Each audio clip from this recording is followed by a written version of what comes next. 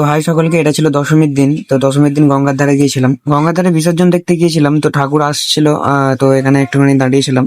তো ওই ঘাটে ঠাকুর আসবে, তো ওটাই দেখতে যাবো। তো চলো যাওয়া যাক। তো তোমরা এসো, তোমরা দেখো ঠাকুর এখানে ঘাট।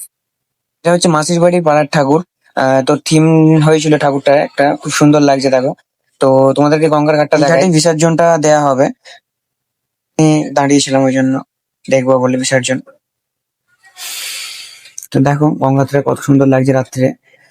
তো এখান থেকে একটুখানি দাঁড়িয়ে দাঁড়িয়ে ঘুরে ঘাড়ে চলো এবার দেখা যাক ঠাকুরটাকে কিভাবে কি ফেলা হয়। তো অনেক লোকে মিলে ঠাকুরটা নামানো চলছে আর কি, প্রচুর লোক ছিল ওখানে।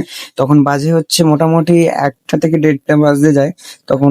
তো অবশেষে মোটামুটি ঠাকুরকে আমার পুরো জলের সামনে নিয়ে চলে আসা হয়েছে। তো এবার বিসর্জন হবে। তো তোমরা দেখো কত সুন্দর এখানটা ব্যাপারটা লাগছে। তো এখানে থিমটাও খুব সুন্দর হয়েছিল ঠাকুরটার। আর মা যখন জলে পড়ছিল না, তখন গায়ে কাঁটা দেওয়ার মতো হচ্ছে।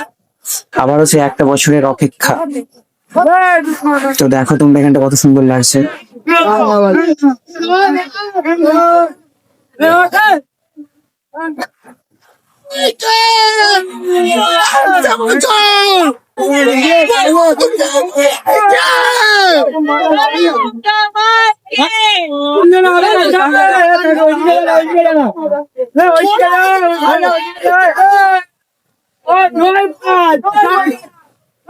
অবশেষে মায়ের বিসর্জন এবার দেওয়া হবে।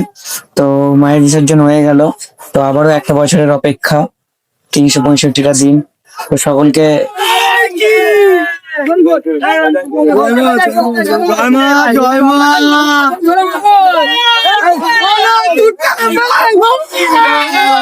শুভ বিজয়া দশমীর শুভেচ্ছা ও অভিনন্দন। তো ব্লগটা কেমন লাগলো অবশ্যই কমেন্টে জানিও। তো আবার একটা দেখা হবে নেক্সট ব্লগে। ততক্ষণ সবাই ভালো থেকো, সুস্থ থেকো, টাটা।